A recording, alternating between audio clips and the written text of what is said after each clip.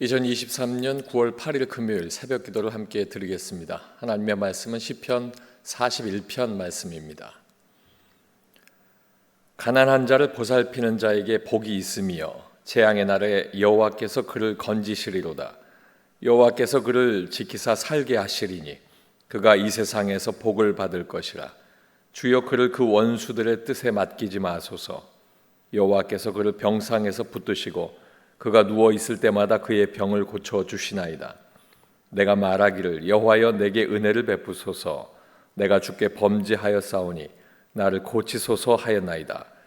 나의 원수가 내게 대하여 악담하기를 그가 어느 때에나 죽고 그의 이름이 언제나 없어질까 하며 나를 보러 와서는 거짓을 말하고 그의 중심에 악을 쌓았다가 나가서는 이를 널리 선포하오며 나를 미워하는 자가 다 하나같이 내게 대하여 수군거리고 나를 해하려고 꾀하며 이르기를 악한 병이 그에게 들었으니 이제 그가 눕고 다시 일어나지 못하리라 하오며 내가 신뢰하여 내 떡을 나눠 먹던 나의 가까운 친구도 나를 대적하여 그의 발꿈치를 들었나이다. 그러하오나 주 여호와여 내게 은혜를 베푸시고 나를 일으키사 내가 그들에게 보응하게 하소서. 이로써 내 원수가 나를 이기지 못하오니 주께서 나를 기뻐하시는 줄을 내가 알았나이다. 주께서 나를 온전한 중에 붙드시고 영원히 주 앞에 세우시나이다. 이스라엘의 하나님 여호와를 영원부터 영원까지 송축할지로다. 아멘, 아멘. 함께 읽으신 시편 41편 말씀을 통해서 예수 믿는 사람이 아플 때라는 제목으로 말씀의 은혜를 나누겠습니다. 하나님은 신실하신 하나님이십니다. 신실하심은 변함없이 한결같으심을 의미합니다. 내 중심으로 사는 사람은 뜻대로 되는 삶으로 기뻐하고 하나님께 감사하는 삶을 살다가도 내가 고난을 당하거나 고통 가운데 있을 때 하나님께서 고난과 고통을 주셨다 하는 생각이 들었을 때 단단했던 믿음이 흔들리고 그리고 의심하고 심지어는 하나님으로부터 돌아서기까지 합니다. 그러나 하나님 중심으로 사는 사람은 뜻대로 될 때에도 겸손히 그 상황 주신 하나님께 감사하고 또 고난과 고통의 때에는 오히려 하나님의 품 안에 더 들어가 회복의 때를 기다리게 됩니다. 예수 믿고 살아가는 믿음의 사람이 갑자기 혹은 긴 시간 동안 병들어 아플 때 고통스러운 삶을 살아갈 때 어떻게 해야 할까? 오늘 말씀을 통해서 함께 그 뜻을 나누어 보길 원합니다. 첫 번째는 내가 아파도 나보다 더 어려운 사람을 보살펴야 합니다. 1절과 2절 말씀에 보면 가난한 자를 보살피는 자에게 복이 있으며 재앙의 날에 여호와께서 그를 건지시리로다. 여호와께서 그를 지키사 살게 하시리니 그가 이 세상에서 복을 받을 것이라. 주여 그를 그 원수들의 뜻에 맡기지 마소서. 가난한 자는 경제적으로 가난한 것 또는 사회적으로 힘이 없는 사람을 뜻합니다. 또 질병으로 병상에 있는 병자들을 포함한 모든 도움이 필요한 사람들, 그런 사람들을 가난한 자라 이렇게 표시하고 있습니다. 그리고 보살피는 자는 가난한 사람을 물질적으로 구제하거나 또 사랑으로 위로하고 다독여주는 사람을 뜻합니다. 비록 내가 아파서 병상에 있어도 내가 아파도 모든 긍휼하심과 위로의 하나님의 뜻을 따라서 또 위로하고 다독여주는 사람, 그 사람을 바로 보살피는 자다, 이렇게 이야기하고 있습니다. 하나님의 은혜가 내게 있어서 그 은혜를 내가 알고 있기에 나보다 더 아픈 사람, 더 힘없는 사람을 도울 수 있는 것입니다. 그리고 돕게 될 때에 하나님으로부터 받는 그 은혜를 입게 될 것이다 라고 오늘 말씀은 또 이야기하고 있습니다. 약한 사람에게 긍휼을 베푼 사람은 하나님께서 긍휼을 받을 것이다, 이렇게 이야기하고 있습니다.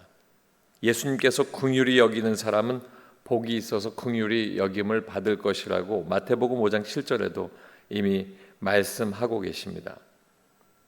자기에게 죄 지은 사람을 용서하고 긍휼히 여기는 그 긍휼을 베푸는 사람은 하나님의 사랑을 실천하는 사람이기 때문에 하나님께서 기뻐하시고 또 그를 통하여 하나님께서 그 기쁨이 기쁨으로만 끝나는 것이 아니라 하나님께서 그를 지키시고 살게 하시고 또 이 세상에서도 복을 받게 될 것이라고 오늘 말씀은 이야기하고 있습니다.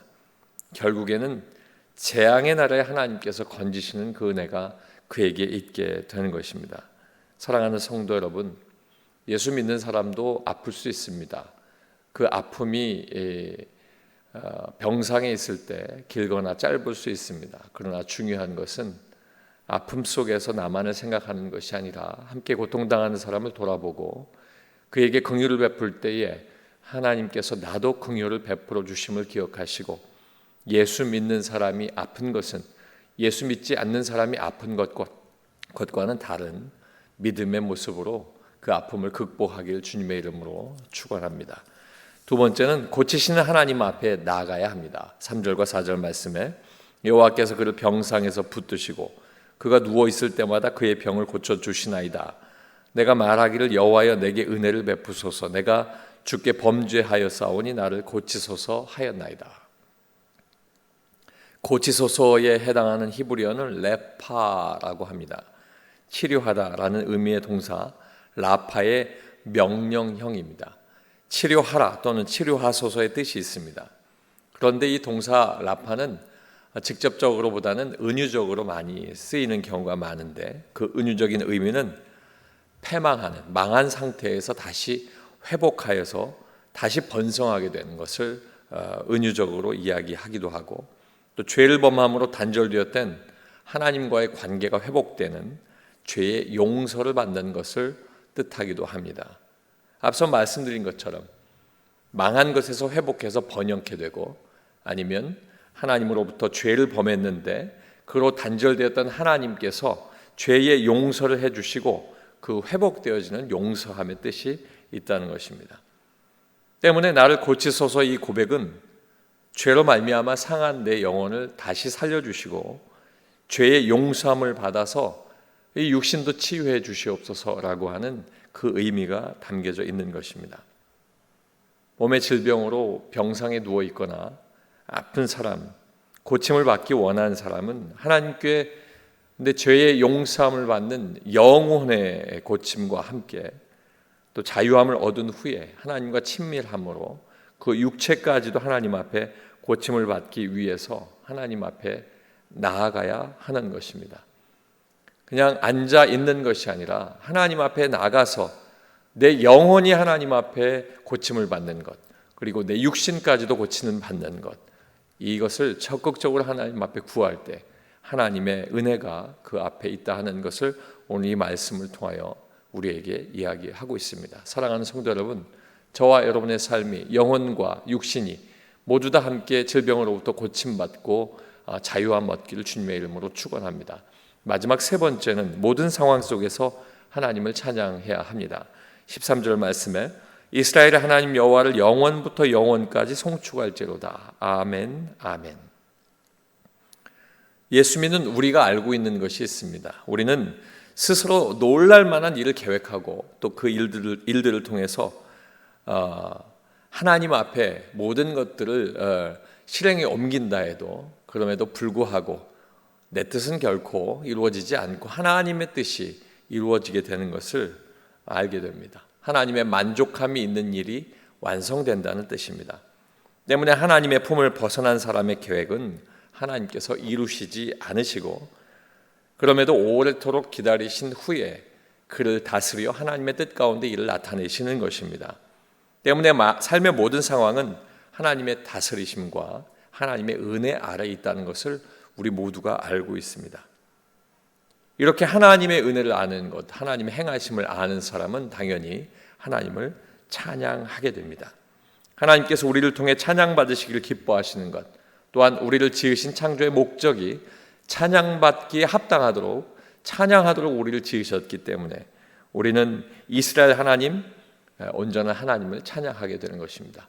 특별히 이 말씀 속에 이스라엘 하나님을 송축하는 것은 구원을 약속하신, 언약을 행하신 그 하나님을 믿고 찬양하고 그 구원을 이루신 하나님을 찬양하겠다라고 하는 의지가 그 안에 들어가 있습니다. 아브라함 택하시고 언약을 맺으신 후에 언약 속에 있는 모든 사람, 2000년 예수님께서 오신 2000년 이후에도 앞으로도 예수님을 통해서 구원받게 하시고 승리를 주시는 그 하나님을 찬양하는 것입니다. 사랑하는 성도 여러분, 아플 때도 하나님 찬양해야 하고, 또 내가 묶여 있을 때도 찬양해야 하고, 내가 어렵고 곤란한 상황에도 찬양해야 합니다. 어떤 상황 속에, 모든 상황 속에서도 하나님을 찬양하는 것, 내가 그렇게 찬양할 때에 하나님의 긍휼하심과 치유하심이 우리의 삶 속에 있게 될 줄로 믿습니다. 기도하겠습니다. 사랑의 아버지 하나님, 예수 믿어도 아프고 어려움을 당할 때가 있습니다. 그러나 중요한 것은 예수 믿는 사람은 예수 믿지 않는 사람과 그 상황을 대처하는 것이 다르다 하는 것을 오늘 말씀을 통해서 알게 하셨습니다. 아버지 하나님, 내가 아파도 다른 일을 위해서 내가 하나님 앞에 더 어려운 사람을 보살피고 기도하게 하시고, 아버지 하나님 앞에 고치시는 하나님을 믿고 나아가며 모든 상황 속에서 하나님을 찬양할 수 있는 믿음 허락하여 주시옵소서. 그리하여 하나님 기뻐하실 때, 참고 인내하는 그때에 하나님 치유하시고 회복시켜 주시고 하나님의 뜻대로 온전하게 하나님의 사명 감당할 수 있는 은혜도 허락하여 주시옵소서. 예수님의 이름으로 기도하옵나이다. 아멘.